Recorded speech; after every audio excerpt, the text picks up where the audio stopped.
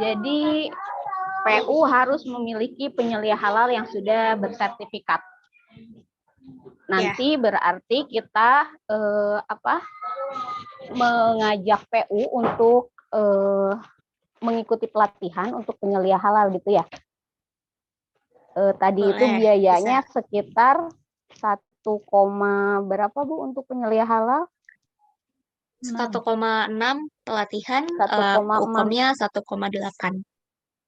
Oke, jadi 3.400.000 ya, sekitar segitu ya untuk penyelia halal. Bolehkah jika misalnya pelaku usaha kita belum memiliki penyelia halal, kemudian kita bahasa merekrut sih lebih ini ya, kita menggunakan penyelia halal yang sudah bersertifikat. Contoh misalnya tadi kan sudah ada Ibu Umi Neni gitu kan sudah bersertifikat. Apakah bisa misalnya saya meminta bantuan kepada Umi Neni untuk menjadi penyelia halal di PU kita?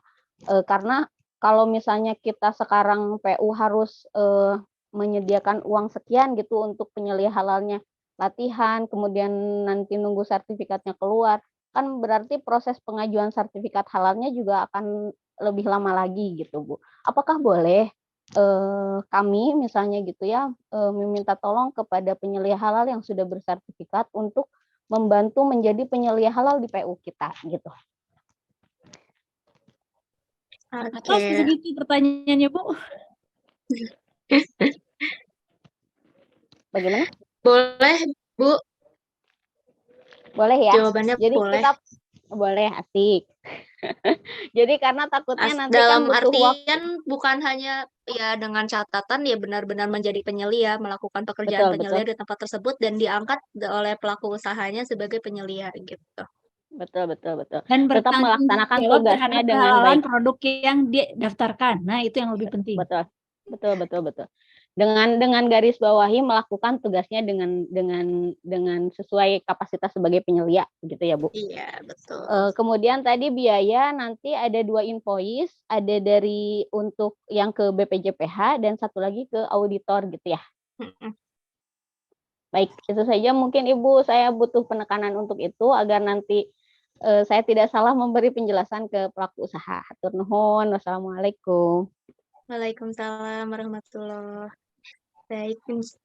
Oke, Bapak Ibu, ini Bu Neneng di chat ada pertanyaan bisa jawab. Saya bantu bacakan ya. Biaya pelatihan dan uji kom nggak harus dibayarkan langsung, tahu. Harus. Kalau di satu waktu yang sama barengan, Pak. Gitu. Ibu boleh bertanya satu kali lagi, Bu? Oh iya, boleh. Iya, saya memang ada banyak kasus nih.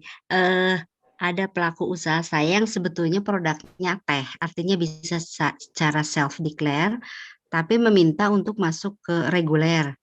Dengan harapan keluar sertifikat halalnya bisa lebih cepat katanya. Nah, kira-kira kalau jalur reguler tuh bisa berapa lama keluar sertifikat halal? Seperti itu. Terima kasih. Bu Rina, saya infokan dulu ya, untuk sertifikat halal ajuan 2023 itu waktunya adalah 12 hari SLA-nya ya. Jadi jangan khawatir, yang self declare juga insya Allah bisa cepat dengan catatan bahwa komite fatwanya sudah terbentuk gitu ya. Siap, 12 Bu. hari. Ini mintanya seminggu coba, Bu. Gimana, Neng? Mungkin tidak seminggu.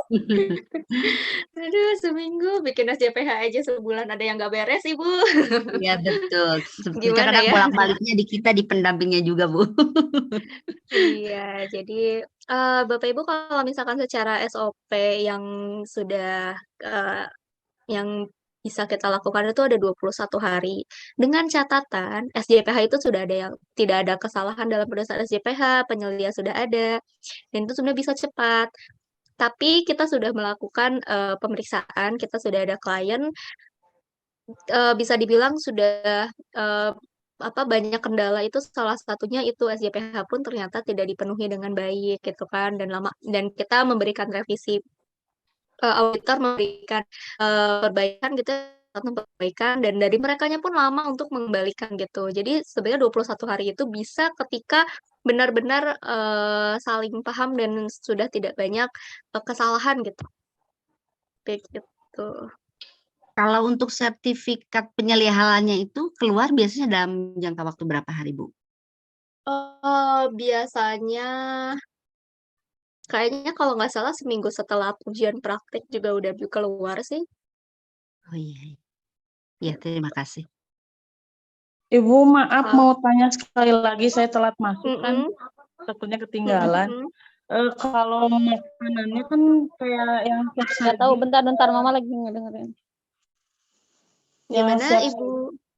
ya yang siap saji nasi, tapi si lauk nasinya itu semua ayam gitu, daging ayam, jeroan ayam, semuanya gitu. Apa masih bisa masuk ke chef dekle? Harus reguler. Meskipun itu ada nasi juga kan? Soalnya kan semuanya Iya, ayam ya, Bu. betul. Kalau yang masih bahan-bahan yang ada sembelihannya harus tetap ke reguler ya Bapak Ibu. Karena kan coba nasi ayam geprek. Kalau misalkan ayamnya nggak ada kan nggak jadi, menunya nggak jadi dong. Itu tetap harus yang reguler ya Bapak Ibu untuk yang sembelihan. Kecuali catering nggak, Bu? Soalnya kan kalau catering macam-macam.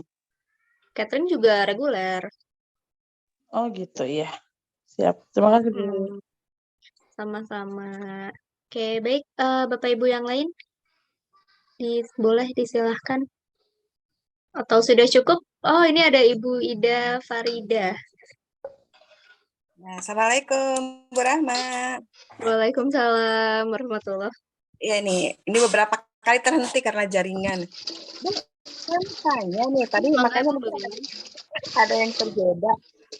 Soal biaya nih, tadi kan ada biaya untuk pendaftaran ya 650.000, kemudian untuk audit kurang lebih 2 jutaan. Nah, pertanyaannya, apakah itu untuk satu KBLI atau KBLI atau untuk beberapa KBLI itu pendaftaran sekian itu? Karena ini ada PU juga yang minta reguler, dia ada beberapa produk ya. Nah, itu berlakunya untuk satu KBLI atau 2 KBLI? Itu pertanyaan pertama.